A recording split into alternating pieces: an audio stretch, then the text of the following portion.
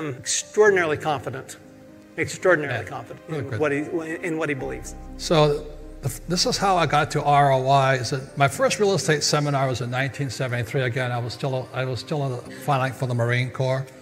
And it was a 3-day course. I paid $385 for it. And the instructor said at the end of 3 days, he says, your education begins when you leave school. And that's what I say to most young people today, especially millennials. He says, your education begins when you leave school. And what most millennials are finding out is they didn't learn anything at school. That's why so many of them are unemployed. But anyway, in 1973, the deal was I had to look at 100 properties in 90 days and write a 1-page analysis on the property. Of the 30-something in our class, 3 completed the assignment. Most people were too busy to get rich. So the ROI, Satori, is a moment of enlightenment. So as I was going through those 100 properties, my instructor, who was a real estate investor, he showed us his properties, he showed us his financials, he showed us everything that a real investor does. A real I investor, not one of these BS investors over here. And he says, you will find this property and your world will change. And a Satori is a Buddhist word. I'm not pumping religious, I'm not Buddhist either, my sisters are, but I'm not. Buddhist Satori means it's this moment you actually see, holy mackerel. And what I saw was an infinite ROI. I would never need money again for the rest of my life. I was a free man. That's what Satori means. Some people, I used to get it reading Playboy, but I got it now with money, But anyway, the property was island of Maui, one of the hottest properties at the time. It was a 1-bedroom, 1-bath beach condo. Sales price was $18,000. They asked for $10,000 down. I paid for the credit card, so it was 100% debt, and I made $25. That was an infinite return. My life changed. I went, holy mackerel. So the reason I can do this is because I'm always going for the infinite return, right? Always. Always. So when people say, how did you get here so fast? Was because I don't need money. That's the only difference. If you need money, you're always slow over here. Anything you want to say about that? No, not only that, but remember the tax benefits come from more assets. And the more you use other people's money, right, you get the tax benefits. The banks don't get tax benefits for lending you money. You get tax benefits for borrowing the money. So that's why, the tax benefits are so big because all that money that Robert makes over here, here, and here, all that money can go back into here, can go back into the asset. Forget Tom's book, his Tax-Free Wealth. That's why I kept changing accountants. Some were really good, some were big name guys. A lot of them were stupid. But anyway, without Tom's guidance, I could not have got there so fast, because you have to have a good, smart CPA with, as my Mexican friends say, cojones. You know what I mean? You're going up against the government. We're not going against them. Like a lot of accountants believe you should pay taxes. If some accountant says you should pay taxes, fire them immediately. They're costing you money. Any comments on that? Well, hopefully, any IRS agents in the room here?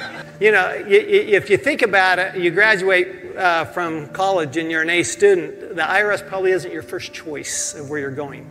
So it's, to be afraid of the IRS, to me, it just means, wow, you must, not know much about taxes if you're afraid of the IRS, because they're not, they're good people, they're doing their best. But the reality is that a good tax accountant should know way more about taxes than the IRS. What's your background? How did you learn not to be afraid of the IRS? So I have a Bachelor of Arts in Accounting from the University of Utah and a Master's of Tax from the University of Texas. I spent 7 years with Ernst & Young, including 3 years in their National Tax Department, back when the last big law change, back in 1986. And then I spent 14 years as an adjunct professor in the Masters of Tax program at Arizona State University. And for the last 25 years have bought and sold and built accounting practices. And Robert and I travel around the world talking about this stuff. Get his book. If you don't want it, you can get there faster if you can drop taxes. We're in Russia talking to these entrepreneurs in Russia. What did they say? They said that the laws are really just suggestions. And the reason so many cheat on taxes is these guys. Right. The challenge is that if you're stuck over here, that kind of stands for stuck. If you're stuck over here and you can't do much and you don't have a good advisor that kind of tells you what these rules are, what are you going to do? Because nobody likes paying 40 to 60% in taxes. So that's why they cheat. When you're over here, there's no reason to cheat because you're going to pay fewer taxes anyway just by the fact of being here. And people are afraid of audits. These guys are always audited, right? Yeah, so remember the last election, and Trump said he would release his tax returns when he was no longer under audit. And I burst out laughing. That was the smartest thing I'd ever heard. Because Trump's so big, he's always under audit. We will never see those tax returns. I hope there's no Democrats in this room. Yeah. No, I'm not a Republican or Democrat. I'm a capitalist. I don't like giving my money away when I don't have to give it away. And I would rather partner with the government. That's how I look at it. So this is Island of Maui. That was 1973. The Rich Dad Company in 1996 was founded. My wife and I, Kim, we started the cash flow game, and we raised $250,000 through a private placement. And we agreed to give the investors $500,000 back, which in 3 years we paid all the money back. And so we make millions every month. Our return is infinite. Rich Dad is just running purely on none of my own money. Okay. So then this was Tucson, Arizona. Tom helped us on this one. This is a real estate play. We had 144 units, 10 acres. The price was $7 million. We had $2.5 million equity, and that was the cash raise. Much of it came from my wife and I, but we had two other investors in it. And then we borrowed $4.5 million in debt and $5 million in a construction loan. 144, 2.5, 3 years later, went to 108 units. We're now at 252 units. The new appraisal came in at $15 million because of rents. Our NOI went up, net operating income went up. So the bank gave us a $12 million new loan. The $12 million amortized or paid off the old loan, the construction loan, which left $3 million. We gave back the $2.5 million to investors, and we split $500,000 each. We're now infinite, and we put money in our pocket. Tom, that $500,000 that came into my pocket, why was that tax-free? So, you borrow money, it's not taxable, is it? Because at some point you have to pay it back. So all of the money that came out, anytime you refinance a deal, that's tax-free money. You've borrowed it from the bank, no tax. And the reason for that was in 71, as most of you know, Nixon took the dollar off the gold standard. And for money to be created, we had to borrow. So when these idiots tell you get out of debt, that's almost un-American. Money is only created when you borrow. That's why they give you, what's that, United Plus, Mileage Plus. We'll give you extra free miles if you borrow money. They want you to borrow money. And these financial planners are telling you to get out of debt. I'd fire that guy, and say, hey, tell me how to get into debt. But again, that's the difference between rich dad and poor dad. Debt is good, debt is bad. It's a matter of financial unintelligence. So we split $500,000, net income a year, 2017 is $103,000, infinite ROI. Now it's not, since then we've gone, I don't know how many units that was, but now we have 6,950 units churning. We can get there faster because we're using debt and we pay no taxes. So the 103,000, I don't know what it is today, but is that how we did it? Any comments on that? Well, no, in fact, I've seen them do this on multiple properties. I mean, this is the formula. Right, this is the formula. It's the formula in real estate, it's the formula in oil and gas. Frankly, it's the formula in business. So if you don't have to pay tax because you reinvest the money in the business or you reinvest the money in real estate, then you can use the taxes you would have paid to the government and reinvest those, and you can even borrow money.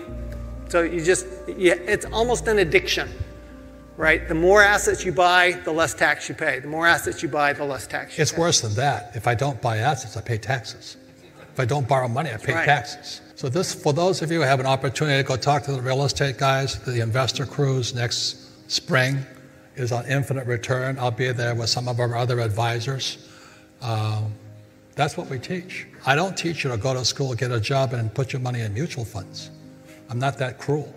That is cruel and unusual behavior. So anyway, go talk to the real estate guys for our cruise next year. But why the rich guy was formed in 1997 was what does school teach you about money? Go to school, get a job, work hard, save money, get out of debt, buy a house, and put your money in a stock market, 401ks, mutual funds, ETFs, and savings. That's a recipe for disaster. And millions of people, my generation, the baby boom generation, are about to get wiped out because we're the first generation without a pension plan. In 1974, ERISA came in, Employee Retirement Income Security Act, which today is known as the 401k. In 2008, it turned out to the 201k. People get wiped out. This is the Dow for 125 years. You can see that it's been going up. But it was a giant crash in 1929. Look at 1929. That was not a giant crash. That was a pimple. But you look at what happened. Nixon took us off the gold standard in 71. I was flying in Vietnam in 1972, and I have a new book coming out next spring. It's called Fake. Fake money, fake teachers, fake assets. That's when they rich, like the central guys who own the central banks, like the Rothschilds, that's when they started ripping us off, was when they got the dollar off the gold standard. Because up until 1971, the dollar was good as gold, because it was, when the Bretton Woods Agreement was backed by gold. But they don't teach you that in school. They tell you, go to school, get a job, work hard, save money, and invest for the long term in the stock market. It is a suicide mission. So this is the Rich Dad Company was formed in 1997 because I could see today's crisis coming. And if you look at this, today we're in a triple top. We're going down, big time. Anybody who has been an investor, a stock trader, knows a triple top is worse than a double top. The double top was 2008. We're now in a triple top. There's a possibility that we're going into beyond, there's booms, there's busts, there's crashes, and there's collapses. There's outside about 5% possibilities the U.S. economy collapses because of the fake dollars we're in, and bad education, and corrupt Wall Street, and corrupt central banks. We're at a triple top. As a surfer, I always knew the third wave was the killer wave. You better not get caught at that one. That's how did I learn my technical trading? I cut school and went surfing. Anyway, next question. October 11, 2008, the IMF warns the biggest source of risk comes from the state and local government retirement plans. Simon Black, sovereign man, he talks at the real estate guys' courses also. Spain's pension fund is fully depleted. You think the Spanish people have problems today? Italy isn't much better. Those are the two bigger countries in the EU. The United Kingdom has trillions of pounds worth of unfunded public pensions. Switzerland has a public pension that's only 69% funded. Any comments on that, Tom? I mean, it speaks for itself. I mean, Switzerland is what we think of as the safe country, right? And only 69% funded. From an accounting standpoint, that's a nightmare. Yeah. Martin Armstrong, the largest pension fund in the United States is the CalPERS for the state and local governments. California state's very serious insolvency. CalPERS is underwater $1 trillion. $1 trillion. Who's going to bail them out? Because states cannot print money. All they can do is raise taxes. Social Security they can print, Medicare they can print, but they can't print for CalPERS. The state that's the worst is Obama's old state, Illinois. Their pension plans are toast. So Reuters, PBGC is going broke. The Pension Benefit Guaranty Corporation is insolvent. The PBGC has got made to act to backstop troubled pensions. Every baby boomer today is in trouble because every pension they're counting on, including Social Security and Medicare, are in serious trouble. That means, the people complain that millennials are living at home. Well, what happens when the baby boomers move in with their millennials? That's the future. And, Gene was talking about assisted living. I'm in assisted living also. Some assisted living homes are $20,000 a month. That's more than people make a year, a month. So assisted living is a great business, because it's guaranteed we're going to get older if you don't die. Dying might be the better way out, really. But anyway, the gap. This is the gap in America. The rich, you can see the poor getting poor. And these are working poor. These guys have jobs. My brother is a property manager in Hawaii. He interviewed these guys sleeping in their cars. The homelessness in Hawaii, California, and Seattle and New York is going through the roof. So my brother, being a property manager, had to get these guys off his properties. He interviewed these guys sleeping in their car. They said, well, I have a job. I just can't afford a house. And then my brother was at the beach, and he saw one of his classmates living on the beach. He says, oh, I'm so sorry, you're homeless. He says, no, I'm not homeless. I'm living on the beach. He says, what's the difference? He says, I'm renting my house out. I make more money that way. And he gets tax deductions on that income, right, Tom? So that's why I like the real estate guys, charts, is that even the housing prices went down, rents went up. That's how you think. It's not about, is a mutual fund a good investment?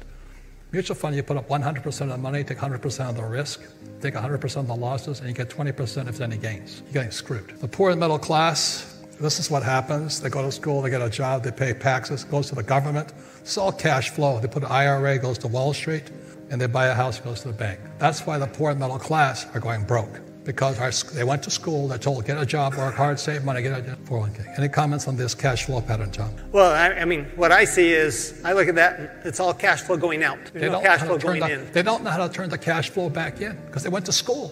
That was my poor dad, PhD. Poor, helpless, desperate. That's what it stands for. And they run our school systems. They're teaching your kids and your grandkids. And we wonder why we're in trouble. It starts in school. No financial education in school. That's why I started the Rich Dad Company. This is really simple stuff. You don't have to go to Harvard to understand these little squiggly lines. This was all Rich Dad, Poor Dad was. This was all this with Cash Flow Quadrant. Still our best sellers. This is why they get richer. Taxes, debt. I reinvest 1031 tax-deferred exchanges. And I buy gold and silver. I do not save money. I save gold and silver. I have millions in gold and silver because I don't need money. I don't need cash. I have cash, but it's short-term cash. I'm waiting for the next crash. I can go back in. I save gold and silver. Any comments on that, Tom? Well, on all of this, every time you buy an asset, your taxes keep going down. So even if you have income from other sources, a business or a job or something else, with the right tax planning, all of those asset purchases over here, all of these assets that you're buying over there create more tax deductions, which means that you send less money to the government. Yeah, I use debt to buy assets, and the more debt I use, the less taxes I pay. That's right. And the more assets I buy, the less taxes I pay. And instead of selling, I don't like to sell because that's a capital gains, right? Right, but if you just borrow the money out, if you just borrow against it, then that's not taxable. This is not hard, you guys. With a good accountant, good attorney, and smart advisors, you can get there. I was a C student. I really don't know much. Tom will verify that, right, Tom? But I do have a smart wife, right? Very, very smart wife. The key to success is marry a smart woman, okay? Got that? That's his key. Yeah, as my wife wasn't rich either. She just understood real estate. But she says, when it comes to money, women are much smarter than men. And I'd have to agree. So anyway, that's why she wrote the book, Rich Woman. But this here is McDonald's formula. This was my formula as a kid. If I get $1 million, what does that mean, Tom? Well, so what that means is I have to go borrow $4 million to buy a $5 million asset so you don't pay tax on the $1 million. You know, and then wherever Tom and I go all over the world. And some moron will raise their hand and says, no, what they say is, you can tell them, you can't do this here. And what I say is, you have a McDonald's? Well, what do you think McDonald's is doing here? If you read Rich Dad, Poor Dad, you know, Ray Kroc's, when my friend from the University of Texas asked Ray, he says, Ray asked the class, the MBA class, he says, what business is McDonald's in? Answer was, real estate. Today, McDonald's owns more real estate than the Catholic Church, because if you saw the movie Founder, it's in there. So all these yo-yos and all the countries we go to, these academic types say, you can't do this here. And all I say is, do you have a McDonald's here? The trouble is they can't see it because they went to school. Anything else on this, Tom? No, I mean, to me, it's a very simple formula. Yeah, I don't think you get any more simple than that. And that's how you don't pay taxes legally. Because again, everything we're talking about is how not to pay taxes legally. Do what the government wants you to do. Yeah, debt makes you richer. Debt and taxes make you richer. On this side, debt and taxes make you poorer on this side. Go to school, get a job, work hard, save money, invest in the stock market. Get out of debt. So how taxes make the rich richer? Any comments on that, Tom? Well, what's interesting is this is common around the world, by the way. We were in Australia early this year and then South Africa before that. And these are common tax rates around the world. So the U.S. is actually, this last tax law change has actually made us a bit of a tax haven compared to the rest of the world. So we're better. We're still, that E&S quadrant are still pretty high. But the problem with the tax breaks is making the U.S. dollar stronger, which may bring the economy down.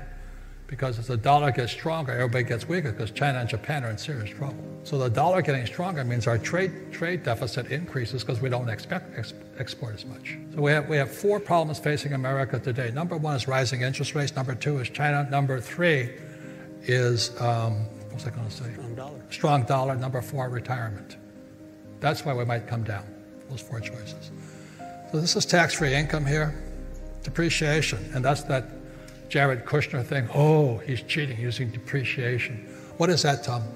So depreciation is really just basically the wear and supposedly the wear and tear on a building. The difference is that, you know, if you buy a chair or you put in carpet, it really does wear out, whereas buildings tend to last a lot longer than the depreciation. Is this depreciating right now?